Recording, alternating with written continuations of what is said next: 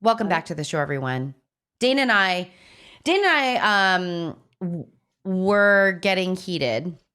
Boy, this is another episode where we're not starting off laughing. Yes. Because our last episode was on gaslighting, and this episode is on companies that make money off of autistics.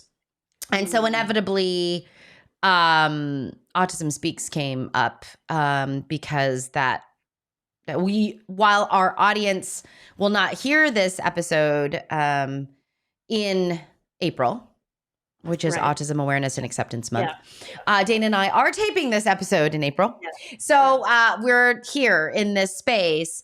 But Dana, I was reading this article called Autism Speaks as the largest autism organization, so why don't autistic people like it? Yeah. And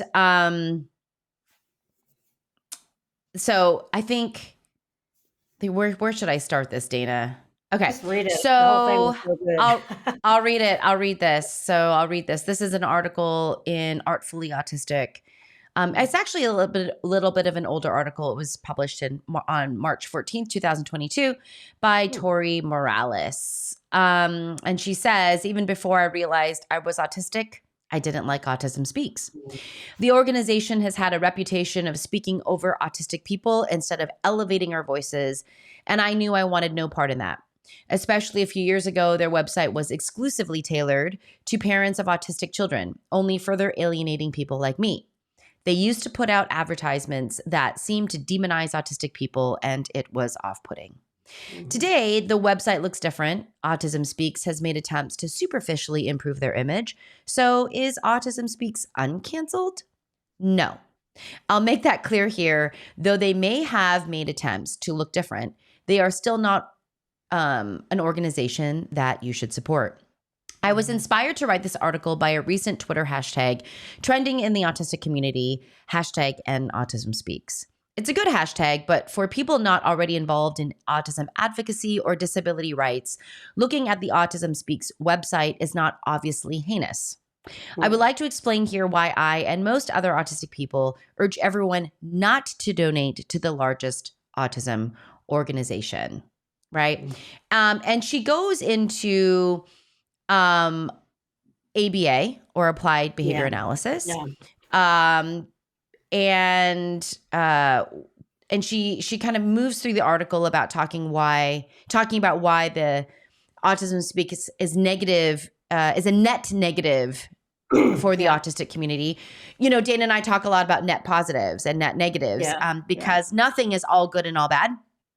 And life is all a net X, right? Right. So she talks about ABA, and you know, we've spoken about ABA kind of quite extensively, I think, on our podcast. Hasn't been pretty. It hasn't been pretty. And you know, listen, 20 years ago, I was an ABA therapist. I mean, I became a supervisor. I was the assistant clinic director of an ABA organization. I worked for Lovas, for the Life Company, for Autism Partnership. I mean, this was 20 some years ago where this was the gold standard, and this is what we thought we were doing good. And it really wasn't until I think I started progressing as a psychologist, like in my own training as a psychologist, which inevitably includes play therapy, or it did for me. And then exposing myself to other interventions like floor time or DIR, et cetera. And then really supporting like adolescents, where I was like, because I was only working with young children. Yeah. I was like, whoa, wait a minute. Wait. And then I dumped it. Like I was like, this is not, and I still held some of the really great things that ABA does, which is it can break down a skill into manageable steps and help someone through learning that skill.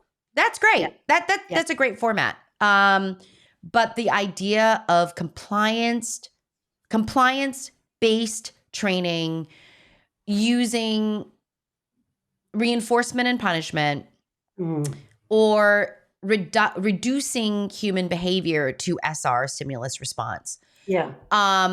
really became off-putting to me as a psychologist. And it really hasn't been what, Dana, on maybe the last 5 years, 6 years, where people are Yeah. coming out and saying, I was traumatized by my ABA therapy as a child. And I look Yeah. back with so much shame. And I say this out loud, um, I, because I thought I was doing right by people And until, that's what the predominant discourse was at that time. yeah, So the nice thing is that things change and you've evolved with yeah, that, right? That yeah, you, as you're talking about that, I mean, that for those that don't know historically, the name of the organization, Autism Speaks, like where that was coined from, was that idea of what they would have called mute back then. They would have said mute, or kids that don't talk because they're being stubborn or whatever, and that they would figure out a way to make this autistic kid verbal, right? When really those kids might have just been non-speaking, or there may not been access to how to do that. I think along with your zeitgeist change was also like when iPads and things like that came out, and we started to see people had these rich inner worlds that no one knew yes, existed, because now all of a sudden they can, maybe they're not yes, speaking with their mouth structures, but they're speaking in other ways. So even the name is sort of like Autism Speaks. We're going to make this happen, and oh, by the way, this can happen. It's also the split along in the community with parents of people that are autistic and adults who are autistic. So now we have adults that are matriculating through this, becoming adults, and they're looking yeah, back and saying, wow, this is messed up. Um, yep, this mindset of the cure was also what they started out as, that it's this yes, pathology, must be something that's happening, vaccines or whatever it is that's happening that's making these people autistic, and we need to cure that. They've even tried to tone down the rhetoric around that, I think, on the website. But that idea of that puzzle piece, was that something's missing, so there's so many things about it that are sort of offensive.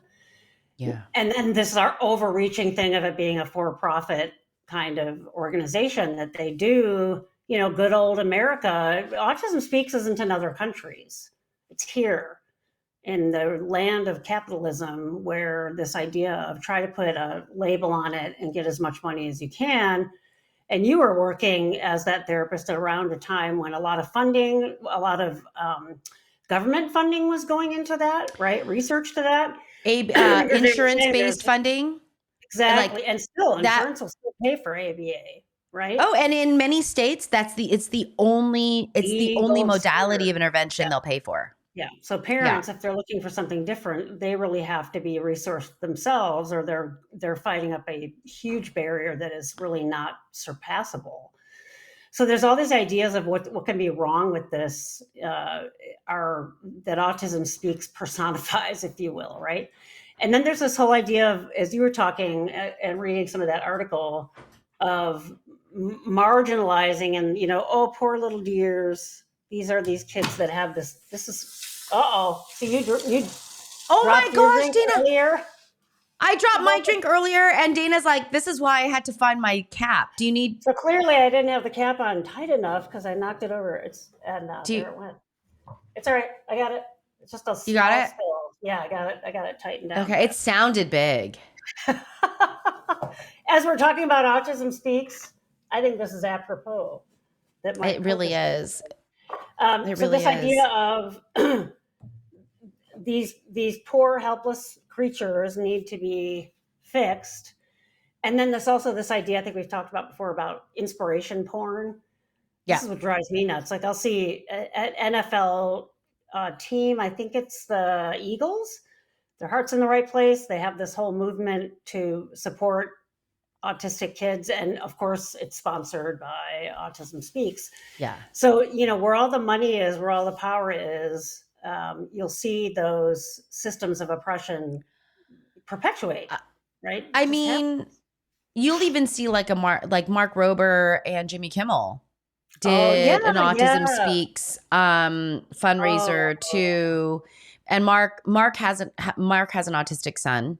Oh, And so like, but this is like so interesting in my mind, you know, and this isn't a slam on those people. We're yeah, just saying that when you've got juggernauts behind a right, name, right, people right. don't necessarily question where the money's going. And In when this you're a parent, article, you're scared. You don't know and you're desperate. You where are you're gonna end desperate up. for Yeah, support. that's right. Yes, absolutely. I mean, listen to this. She also says, because she talks about ABA and how it's based in operant conditioning.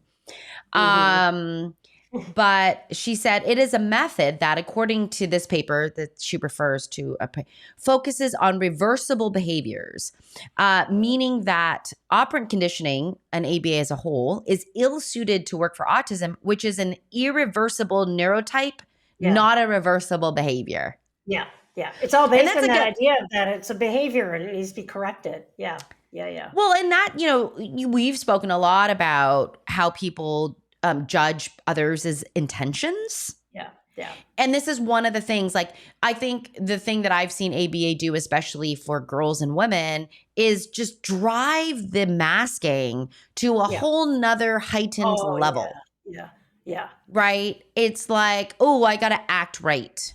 This is like I got asking to act someone normal. who's blind or vision impaired, Yeah. "You're not trying hard enough." All right. Take your glasses off, you're not trying hard enough. You know, Right. just squint enough, or that is the analogy. And I think the first time I heard that analogy, before I learned more of the subtleties of this, I was like, wow, that's kind of harsh. And then I'm like, oh my God, it's not a harsh analogy at all. Right. Yeah, it's real. I mean, when Mhm. my clients are like, I don't need that darn accommodation in college, and I'm like, Yeah. what happened with your dyslexia? Like, what, did it go away? And they're like, no, but I'm not gonna do it. And I'm like, that's the equivalent of asking a blind person to try harder to see. Yeah. You would never ever say Yeah. that to, like, would you say that to a or someone who's deaf? Like, you would never say, Yeah. if you just tried harder, you could hear. Like, Yeah. you'd never say that. And they're like, oh. And I said, why put yourself there? Why, Yeah. why, why, why? Well, it's Anyway, speaking to the there's, stigma associated with it still. I mean, yeah, I otherwise, mean, why would you do that? Yeah. of Yeah. course, of course. And there's lots of stigma to it. And so I understand. I mean, and that's where we can, I've got my trusty magnifying glass. This is so, I've started doing this, Dana. My Oh, yeah. You're to that age. for Yeah. those of you who are just listening through your ears, I've got this Yeah. really beautiful magnifying glass that my godfather actually made. It's so gorgeous. Oh, nice. Anyway, but I've started bringing it out because for many of my clients, when we're looking into something, and I say, when the magnifying glass comes out, you're not in trouble. There is no Yeah. judgment. There is no punishment. We're Yeah. peeking at it. We're taking a deeper look. It's been really helpful. I'm about to get a Yeah. Sherlock Holmes hat because, it's me and I like to Yeah. dress up. But I'm about to do that because it's been really helpful just to say, hey, no, no, no, no, no, no, no. Yeah. This isn't about fixing. This is about Yeah. understanding. And so we're Yeah. like trying to do that. So I literally have my magnifying glass here because I'm That's what I liked geeky. about. I know that we've talked about the show, the Atypical on here before, that Oh series yeah. that's been on. Yeah, yeah, yeah. And I know a lot of people have Mm-hmm. strong feelings. There are a lot of things in there that are done terribly and are stereotyped. But there are some things that are done well in that, and that being the main character's best friend that he works with. He's along those same lines. He doesn't see the main character, the autistic character, as autistic, and like that's all he Mm. sees.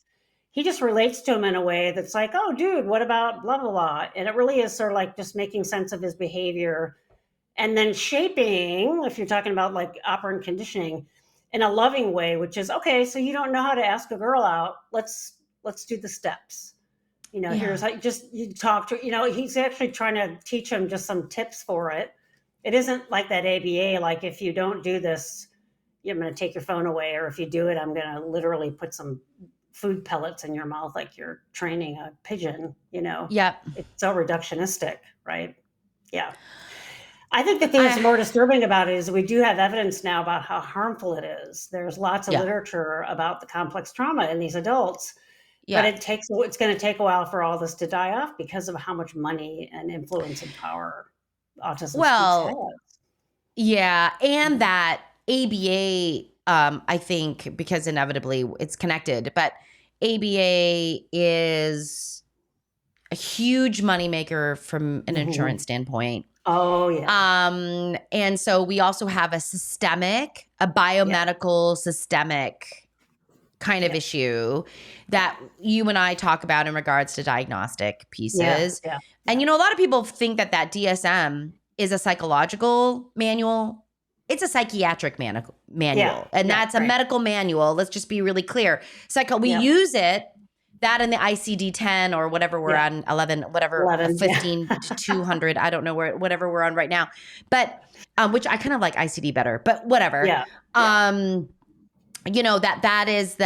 the diagnostic, this manual that's being used, that's funded by medical people. That's not a psychological manual.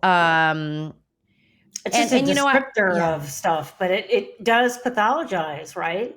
It has to. In terms of this is a statistical guide of psychological and mental disorders. That's what the DSM stands for, right? So right. It's just It's diagnosing based on exclusion or inclusion. And whenever that happens, it's we aren't categorical like that. And we've talked a lot about how women and girls are not represented properly. And the autism under the autism umbrella. Absolutely. In there. If being autistic is a neurological medical thing, which we know it is, it's not any different than looking at like my Ehlers-Danlos syndrome through a medical lens, which it is. I shouldn't ever be a gymnast because I'm too stretchy and I'm going to hurt myself. And there are other things that we do because of that medical issue. My adrenal insufficiency, I have to take a really small dose of steroid every morning because my adrenal glands don't do it. I have a cyst on my pituitary. It's a medical thing, right? Yeah. So why do we have this separation with these, whether it's depression or anxiety, all these other things we see in there, right? Really, the funny thing is the only thing in there that in the DSM that has an antecedent described is trauma, is PTSD, because it'll talk about what leads to it. Everything else in there is really descriptors of things that are happening in your brain. Complex trauma is as well. But isn't it funny that the one thing we say that has a cause in it is the one thing that actually does really have a psychological trigger, like exposed to something that's traumatic like that. But then we also look at things like depression and anxiety and say, but it's your fault you're not trying hard enough. Or you need to take this medication, it'll fix it. Or whatever, OCD, whatever else is in the eating disorders, everything. When really it's about that person's brain reacting to the environment that they're not separate from. So whether it's driven by genetics or it's driven by a genetic propensity that gets triggered from, and when I say environment, I mean like experiences can be part of that environment too. How you grow up, et cetera, et cetera. Were you gaslighted, to go off our last episode? All those various things are all factors that go into it. And there isn't that separation between what is biological and what is psychological. We talk about them as two separate entities, and they're really not at all. No, and that's why we often, as psychologists, we use a biopsychosocial model to think about people. And actually, our old classification system for diagnosis used to be on 5 axes. And that was really interesting. Like that always encouraged me to think about, what are the medical things that might be happening here? What is this general level of functioning here? Like I liked that classification. I understand why we moved to what we were doing now. But that was always like really interesting to me because it really did encourage you to look at the biopsychosocial pieces of someone's diagnosis or diagnoses. And that was, that was interesting. Back to this article on Autism Speaks. She talks about the ads that happened primarily before 2018. And they have new ones out, by the way. I yell at the TV every time they're on. Yeah, sorry. We don't do that. We get angry. And she said, before I go into details, I want to mention that Autism Speaks has not apologized for any of these ads. And you can find these before on YouTube if you on really YouTube. want to She traumatize she yourself. Yeah, you can find she them. does she shows this commercial, okay? They Yeah, use horror movie language to describe yeah, yeah, autism. yeah. Here we go. Here are the quotes. I'm invisible to you until it's too late. I know where Mm. you live. I work faster than Oh, pediatric AIDS, cancer, and diabetes combined. If you're happily married, I will make sure your marriage fails. oh my I will God. fight to take away your hope. I will plot to rob you of your children. You are scared and you should be. And this is autism speaking, right? Yeah. From the viewpoint of autism. It's coming to get you. It's the boogeyman. Yeah. Holy crap. I can say crap, That right? you can say crap. I will Wow. say then spotlighting parents who seemingly hate their children. In part of Autism Speaks' documentary, Autism Every Day, they interview Allison Singer, a mother of an autistic child. I'm back to the article, you guys. During the Mm-mm. course of the interview with her autistic child, she says the following. I Oh had God. sat in the car for about 15 minutes and actually contemplated putting Jody in the car and driving off the George Washington Bridge. Oh God. It's only because of Lauren, who is neurotypical, the fact that I have another child, that I didn't do it. Oh my God. This is with her child, with her in the interview. Oh God. She was an executive vice president at Autism Speaks. Oh God. This is what I do when I can't stand it. I shove my fingers in my eyeballs. For those that can't see it. It's so damaging. It's so awful. I mean, I think we're sort of laughing like in terms of like gallows humor because it's so awful. We don't know what else to. In Oh my God. 2013, Autism Speaks co-founder Suzanne Wright wrote an article for the Washington Post urging a national plan for autism. Mm. Here are some of her quotes. Life is lived moment to moment, in anticipation of the child's next move, in despair. If 3 million children in America one day went missing, what would we do as a country? Oh We've, for wow. the most part, lost touch with 3 million American children, and as a nation, we've done nothing. Wow. What's so interesting It goes about that is on that, and yeah, on. yeah. It makes the assumption that this thing that we have come up with is the right way to treat it because you were, compliance based. So to the outsider, they look to be improved by neurotypical standards and then not having any idea of the damage that was being done that now we're seeing show up, right? But this whole half of society that's the parents and the medical system and insurance and all that doesn't see what we see. They're all like, no, this has been, this is that evidence base that we've talked about. You can make Mm-hmm. anything evidence based. It doesn't mean Mm-hmm. that what is happening to afford that behavioral change is a good thing. I could get a puppy Mm-hmm. and condition that puppy to be scared of me even walking into the room. All I have to do is just beat the Mm-hmm. crap out of that dog every time I see it, right? I mean, that's basically what they're doing. They're operationally teaching compliance rather than, um, like you say, assume competence or assume the ability to communicate something, right? One of the things that the DSM did do, and I think did do correctly, because ICD had already done it, they seem to lag behind, is separating intellectual functioning from this. So if you Mm-hmm. have someone who happens to have impaired cognitive functioning, that is something that's given as what we call a specifier or add-on. It's a separate standalone thing because before, and I think an awful lot of people still think when people are autistic, they are intellectually or cognitively impaired. And I use those words, I'm trying to be delicate about it in terms of these folks having actual real communication issues that need to be more like what we'd call occupational therapy, right?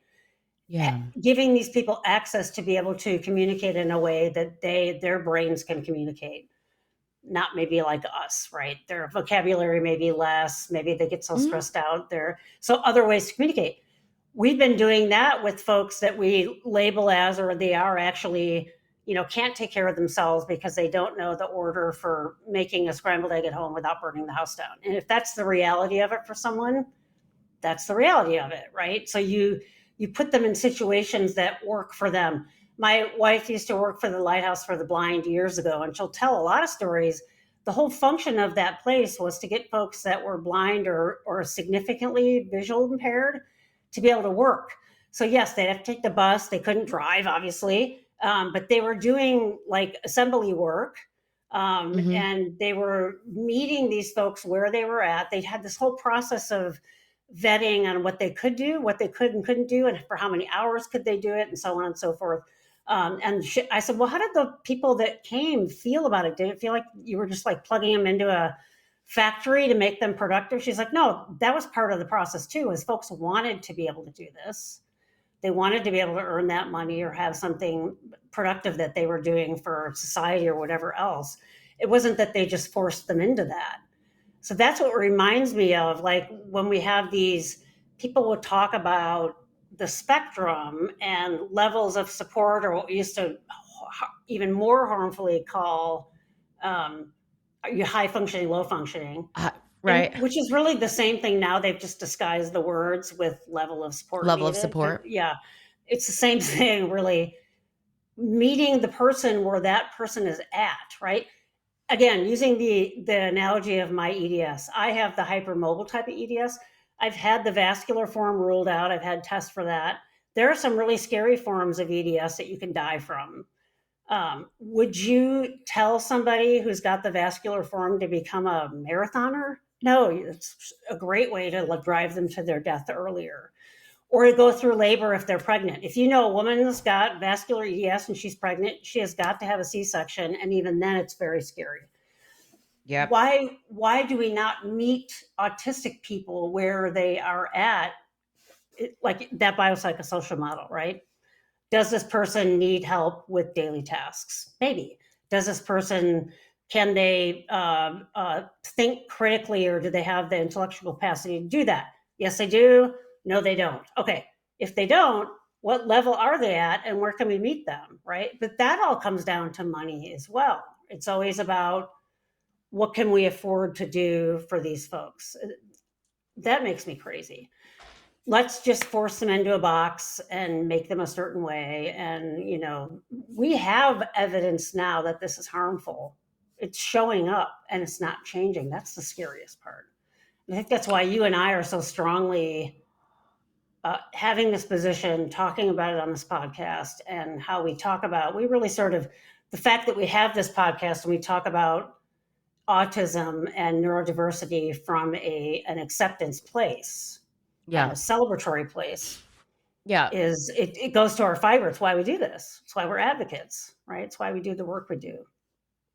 Yeah. Yeah. I mean, then it happens little by little. Like, Yeah. it happens by having conversations and Mm-hmm. building communities and, Mm-hmm. um, you know, and paying attention.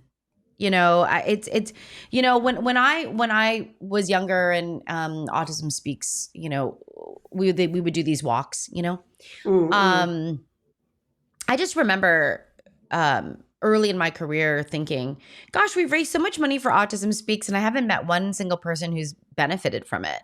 Ooh, Like yeah. I haven't met anyone that's ever received any Mm-hmm. kind of, they weren't ever the beneficiary of all the money. And, Yeah. and that was really interesting to me. And then one day I decided that I was going to look up, this was a long time ago, that I was going to look up the board members and how much they were paid, because it's a nonprofit. So that's all public information. And at the time, so this was, I don't know, 15 years ago, I guess. Is that an Mm-hmm. exaggeration? I don't know. It's a long time ago. Mm-hmm.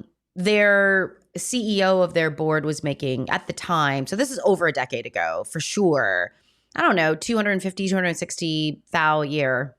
being CEO Even of their in board. nonprofit, good old capitalism at work. Right. Yeah. So that was really, really interesting to me. And then I just really started like, I'm not going to light it up blue. I don't know what this is. I'm not going to Mhm. do the blue pumpkin. I'm not going to do, and I'm not autistic, but I Yeah. will say that it just rubbed all my autistic adults that I support really wrong. Like they were Yeah. like, this is awful. And I'm not broken and I don't have a piece missing.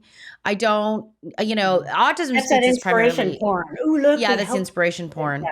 Yeah. Well, Yeah. and it's very parent driven. Autism Yeah. speaks is very parent driven. It's, Yeah. if you're an autistic adult, you're not going to get a lot of support, I think, from Autism Speaks as Oh an no. adult.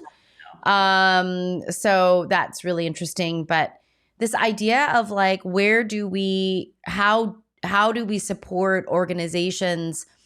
If I think about what organizations I want to support that are facilitating or promoting the neurodiversity movement, one of Mhm. the things that I would try to see is, are there autistics somewhere?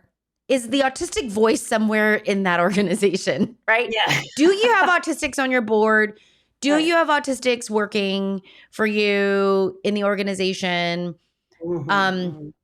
how in the world, like, right? Like Yep. that's what I'd be looking at. Where's the Yeah. autistic voice in It's that so interesting because really organization? the only vocation that has seen this as a good thing and celebratory has been technology. Yeah. They have, Yeah. active recruiting saying, yes, we know that these folks have hyper focus and can do these jobs and they understand these things, and let's recruit for that specifically. This is a good thing. We want this, right? That's really the only profession I think that has really done that. Everywhere else, it just still sees it as so stigmatized, Yeah. right? I did, and I'll talk about it on another podcast. But I finished the research I did on downloading all the TikTok comments. So I'm presenting a Oh, poster at yeah, APA yeah. this year.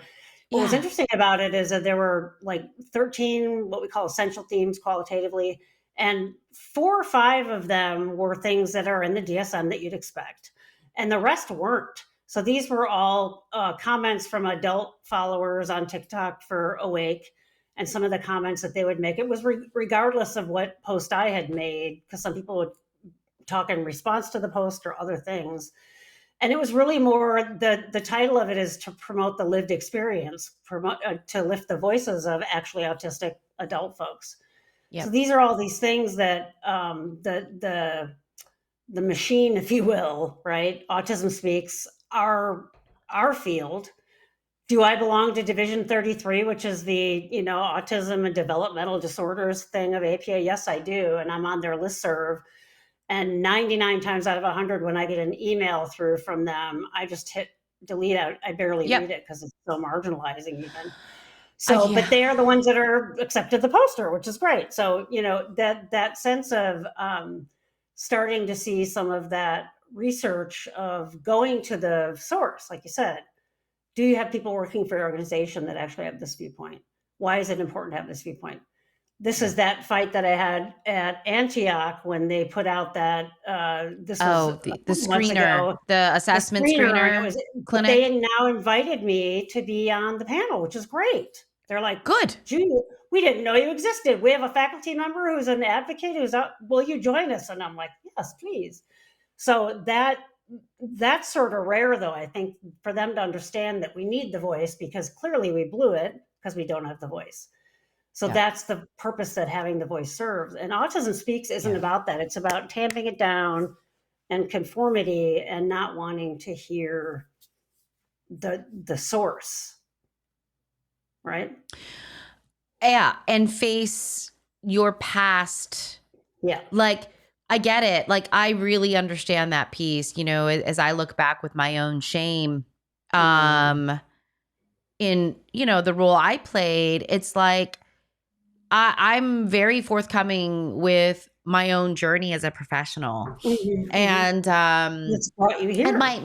right. Yeah. And my major, I mean, I have a PhD in psych, but my major is in childhood developmental disorders. Like Mm, it is, mhm, that mhm, is mhm. that was my focus of my studies. It was Yeah. the focus of my thesis and my dissertation, autism specifically was, and but this is in the early 2000s. Yeah. Oh god, yeah, yeah. The only You thing I'd seen in know, grad school then was the video of, Temple Grandin. That was the a Temple extent of my Grandin, maybe like exposure. Rain Man might have been, Yeah, yeah. was like probably coming out. At the Mhm. time in my department, no one else had ever supported or met anyone with autism Yeah. at that Oh, time. yeah. Yeah. Totally. Yeah. Yeah. Yeah. And like it Yeah, wasn't, the numbers were, I don't know, it was like one yeah. in 10,000, one in 2,000. I don't know. It was like, it's not what it is today, Right, right. Exactly. but Yeah. but it's so fascinating. But I think, this idea of where's the money going? What Mm. are we promoting? And instead of Dana and I complaining about it, because we're not, that's not the purpose of our Well, we episode come on today. here trying to educate people about what the real Yeah, scoop is. So we're trying to put we're an trying to do alternative narrative something. up there. Yeah, exactly. Yeah, Yeah. we're trying to, and it's for those of you that are on our channels. Like Dana and I don't get paid for this. Like No. this isn't this. We're not like viral superstars of, but we both feel really strongly about it at a very core Yeah. place. It helps that Dana is really fun to be around, and so Well, back um, at you. Yeah. but anyway, everyone. So, maybe the idea here is question where your money goes, Mm. question where you put your attention and energies, and Mhm. let's kind of work together to. Yeah, even, like my wife doesn't know all the subtleties of autism speaks, but she knows enough to know they're bad. And so she even told me the other Yeah. day, she's like, someone at work mentioned autism speaks, and she just said, oh, because they know I'm autistic. They're like, oh, autism speaks is not good. And they said, well, what? She said, well, I don't know all the particulars because I'm not tapped into it, but I trust Dana and it's bad. And they were like, Yeah. oh. So I was like, oh, cool. So there's one more person now that I've spit in their soup Yeah.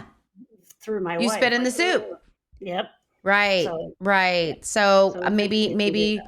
if we can give people some highlights or some verbal, Yeah. Yeah. bullet points, it would be that it remains oppressive Yeah. They're to the Death autistics. Star Empire analogy, Yes. right? The analogy, yes. Yes, Dana. It keeps getting rebuilt. Mhm. But still meaning to do evil and harm. It's oppressive. It does not inherently accept autistics as normal Mhm. variance, as Mhm. expected variance in Mhm. our in Mhm. Mhm. our world, right? Yep. There's a big push on the parental experience versus the autistic Right. experience. Right. Right. So, those would be some of just maybe some little, if you wanted a few little bullet points to Yeah. There you share go. with Yeah. people. There you go. I'm sure we Yeah. could come up with more, but Sure. anyway. All right, everyone. Be good to you, and we will catch you in the next episode. Bye. Bye.